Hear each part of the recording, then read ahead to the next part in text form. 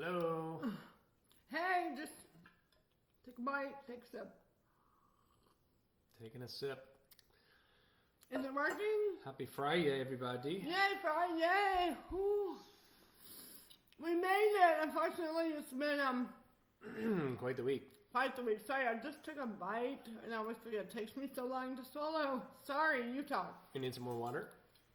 You know, Catherine's got a lot of swallowing issues still. I don't know if you all knew that. Hand me that one. She didn't eat for a year, Please, but she's still... Please. What? Awesome. Yeah, no, I didn't eat for a long time, and it's not great right now. Basically, sparkling water helps push liquid down, which if anyone didn't know this, I didn't, and it is interesting. Sparkling water is thicker than flat water, so it pushes food down harder, which helps me. Fun fact. Anyway, hi. Start again. Well, you guys made it, and we all made it. It was a hard day. It was a hard week. It's already been a hard day. I'm just saying today was already a hard day. For a lot of reasons. We're trying to help our son get in some... we have to administer a test today, I think, too.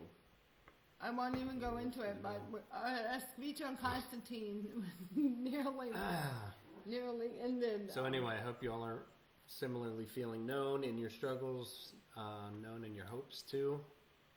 We're still showing up, everybody. We still got hope. We're going to hope while we cope. We're going to not wait to celebrate. That's right. Oh, wait, is this me? Too blessed to be bitter. And above all, am I in both shots? I'm too blessed to be bitter. And so are you. Oh, it's backwards. It says too blessed to be bitter. Because we are all too blessed to be bitter about what is not turning out like we thought it would in our lives. And that extends beyond the coronavirus crisis and anything specific. It's all the things. And again, we're doing this little series. It'll be 12 total, and we'll see what we want to do after that. But for now, these 12 days, we're going to redefine together. And I think this reality we talk about in our book, Suffer Strong, that we're all defined in life. We come into life defined by things that we didn't choose, by our family of origin, by our circumstances, by the time and place, literally, that our story begins in. Then suffering comes and redefines that, turns it upside down. And we get to choose at that point whether we lean into hope to put the pieces back together of our shattered life, and in so doing become a refined version of ourselves. But the opposite is also possible. We can end up, after being redefined by suffering, broken and bitter and confused and hopeless. And so we're about re-narrating the opposite of that. Like, the suffering is not the end. Right. There's a redefining that's happening, and we're all experiencing that, maybe more than we have corporately or communally in the history of this generation. Getting to recognize that we are human, that we're vulnerable, that we aren't going to live forever, that we need each other, that we need God. Yeah. And so today we're going to redefine trauma. And this is a hard one because I think trauma has a wide definition. Right. Lots of us have been through lots of really hard things. And frankly, maybe one person's trauma objectively is also another person's just daily life. You know, let's be honest. A lot of times the worst hardship we can experience maybe in the Western world is just what somebody has to deal with every day in different parts of the world. And yet that trauma can connect us deeply to each other. It can open our eyes up to the reality that we're not the only one who's gone through pain. And sometimes our pain isolates us. It makes us think, nobody could understand this. This is the worst thing that ever happened to anybody. Right. But it can also isolate us thinking, you know what? Nobody would get it. This is insignificant and nobody would care. And the reality is we're all facing trauma and pain. We've all been through really hard stuff. And we owe it to each other to share that with vulnerability. Right. I think half the time we just look at people's facades and that they're holding it all together, and we just assume they haven't been through much. We just assume that they haven't struggled. And the reality is we're all struggling in different ways. And so we need to be about bearing witness to that struggle with reality, but also bearing witness to the hope that we found in the midst of it. And there is life on the other side of it. Yeah. You know what was really powerful? Earlier today, we were on, I don't know how to say it, like a Zoom thing kind of like this with David Nasser from Liberty University. Yeah. And he spoke of how, similar to 9/11, there was a new normal afterwards. Sure. That with airport security and things, nothing ever went back to the way it was before. Yeah. No doubt this will have its own new normal thing after this is over, and there is a new way of living. And there is a lot of parallels to trauma. And the opportunity in any trauma to develop, should we talk about it now? Yeah. Post-traumatic growth. Post-traumatic growth. That we believe is very available in all of our stories. I think it's one of the most hopeful gospel ideas that we can all lean into. Because trauma is going to happen. And some of us have been traumatized this week in the fear and the anxiety and maybe the physical issues. Maybe our homeschooling has been a little traumatic. Joking a little bit, but yes. And we've all experienced some level of trauma. And there is some PTSD, not just for people who go to war and come back. Of course, that's been noted, but some of us have warred internally and been taken captive in all kinds of ways, and we experience PTSD from that, from fighting that battle. And yet, as Catherine said, there is an opportunity. It's been studied for about 20 or 30 years in psychology called post-traumatic growth. And did you know that? Like, why don't we hear more about that? Yeah. PTSD is very real. Not saying that that's not a thing. It is. We've had it. Yeah. Whoa. However, the opportunity that after the tremendous stress lifts to a degree and there is a shift, that growth is possible. It's just so beautiful and helpful. Hopeful. And again, that doesn't happen overnight. It doesn't happen right away. You've been through trauma. You're not necessarily going to be bounced back and growing bigger and stronger. I think we said a lot. I mean, it took about 5 years for us to really get our heads around our new normal. 5 long years. Yeah. And so I think we want to give people permission, of course, to mourn their losses. I mean, even during this season, too, we're going to all need to mourn differently. We're going to need to come alongside each other as we say, you know what, that was really disappointing, and that was awful, and I hate that this happened, and it's not right. And yet, it is what happened. This is our life, and this is our circumstance and our story. Now, what are we going to do with it? And how are we going to be about telling each other and encouraging each other in a new story? This is, again, suffering. Not the end, though. It's the beginning of something new if we have eyes to see it that way, right? And so I love this from our Suffer Strong study guide. If you go to sufferstrong.com, you can get this free study guide. And I think it's just really helpful in all these different ideas. So the things we're redefining are all chapters in our book, too. And it's content, frankly, that feels pretty relevant now. And we're just humbled to carry some of this message to folks who are really maybe didn't know they needed it a couple weeks ago, but maybe they really do now. But I love this line from our study guide. It says, trauma can be more than a dark pit of despair or a spiral of depression. It has the potential to be our deepest source of empathy, strongest point of connection, and most forceful impetus for growth if we bravely choose to let others into both the brokenness and the mending.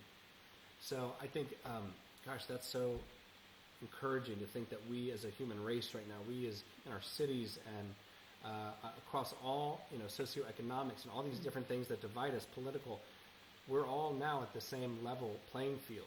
Right. That we are vulnerable, that we need each other, that we need to come together in this way. Right. And I think in so doing, we not only let other people in and we feel less alone, that people understand our struggles, but we begin the process of healing together. And it's what we all need. It's what we were all made for in terms of the reality that we are going to face ruptures and brokenness and hardship and struggles, but it's how we choose to repair those ruptures and heal them that really is the make or break opportunity. Any particular connection? I love this idea in terms of trauma that you've had with other people who've had the same trauma as you. In you're saying from Yeah, like perspective what for have me? you what have you found? I worded that so badly. Sorry. Yeah, I don't know. I guess our trauma can actually, in this idea of empathy, like the traumas that we have experienced, and maybe you felt this too in your trauma, that maybe a total stranger who's had the same trauma that's happened to them, all of a sudden it becomes this deep friend, it's this deep connection, you know? And so any example of that you can think of that, I mean, a lot of people who've had strokes, obviously. Yeah, you're saying a deep connection point. Oh my gosh. Yeah. Talking about it. Yeah. Hugely. Both before and after starting our camp, it's crazy the network of people. I mean, going into anybody's story in realms of just any kind of disability, honestly, but specifically like medical catastrophe, Disability. and then subsequent disability. And the networks are thick with people who are just trying to cope and wanting somebody to also say, how could this have happened to me? And why did this happen? And How'd you get through it? how'd you get through it? And what is so beautiful is I heard recently that one day you will tell your story of overcoming, and it will become someone else's survival guide. And I thought that is such a beautiful, hopeful sentiment, that in sharing our stories, all of our stories of overcoming on the far side of the trauma, that becomes someone's survival guide to get through their trauma. And I so resonate with that because I've seen in my own story, especially during those first 5 years of not coming up for air yet, I obsessed over Johnny Erickson Tata. Maybe many of you know who she is. She's an incredible woman who at 17 years old had a diving accident, became a quadriplegic. Now she's almost 70 years old and has written countless books, spoken all over the world, has an incredible ministry to the disabled. Anyway, I obsessed. I mean, I watched everything she'd ever done. I read everything she'd ever written. And I felt so encouraged, like Johnny can do her life post horrific tragedy. And this is, I mean, not even comparable, and I'm not saying that. I struggle to walk. Like, she's a quadriplegic, it's a whole different deal. But in that, also perspective is gained, and it's everything. But yeah, the notion of the community after trauma is so beautiful. And honestly, that's what we all get to give together during this time, because we're all going through this together. I think too, there can sometimes be shame in your story of trauma if your story has reached a different ending, or if you had some different circumstances. And I think that's such a lie, the enemy, to get us to not tell our stories of struggle and of overcoming. And that's true. Like, there's parts of our story that are still ongoing that are really hard, but there's also a beautiful redemptive arc. And it would be easy to be like, oh, everybody hasn't had that experience, and so I don't want to, make people feel worse about their story or something by telling mine, telling it truthfully. And the reality is, our story is just what it is. Yeah. Your story is what it is. Yeah. None of us need to apologize for that story, but we need to tell it truthfully, and it will connect with somebody. And we found too, most people they want to see where their life could possibly go. So it's not making them feel shamed or bad. It's making them feel hopeful that, oh, you got out too. Right. God showed up for you. Maybe he'll show up for me too. Right. Yeah. So I would just encourage you, find connection and empathy and compassion through shared experiences of trauma, and then continue to point people to the source of hope, to the way out. Reject sort of shame or just, having to quiet the story of your overcoming. Tell it authentically and vulnerably and with deep hope. And it will continue to be about the healing and the mending of the world and each other. And it's so vital. The verse for the day. Yes, verse for the day. This is Psalm 34:18. The Lord is near to the brokenhearted and saves the crushed in spirit, which is so good and such a word. May God be near to all of you in every area of your broken heart, and may He fill it up with Himself and His Spirit and the fruits of the Spirit through all of the reality of this time and the unknowns and the uncertainty and the canceled things and unknowns about what's ahead, that God would meet us there. He'd be close to us, and that we could then be close to each other and offer that hope to each other. Anything else you want to add? That's such a radical comfort to me throughout years of going in and out of really dark surgeries, not knowing the outcome in my health, and from day one, that no matter anything that it feels taken or withheld, ultimately no good thing has He withheld, because He'll never withhold Himself. And that is the deep comfort that Psalm 84:11 is true. He withholds no good thing, because God is always with us and always at work and near to the brokenhearted. That's right. And that's our child screaming. Sorry, that's our child screaming. We're coming. We've said like 1950s. You need to go outside, and we'll get you when we're ready for you to come back in. We all got to do what we got to do. He's with his brother. Okay, we got to go because he's screaming. We'll see you next time at noon. We seem really negligent. Wash your hands. We don't seem negligent. Everybody's doing what they can. Yeah. Love y'all. Be well. Be well. God bless you. Stay safe. Stay Bye clean. bye. Friday. Stay in hope. Love you. Bye.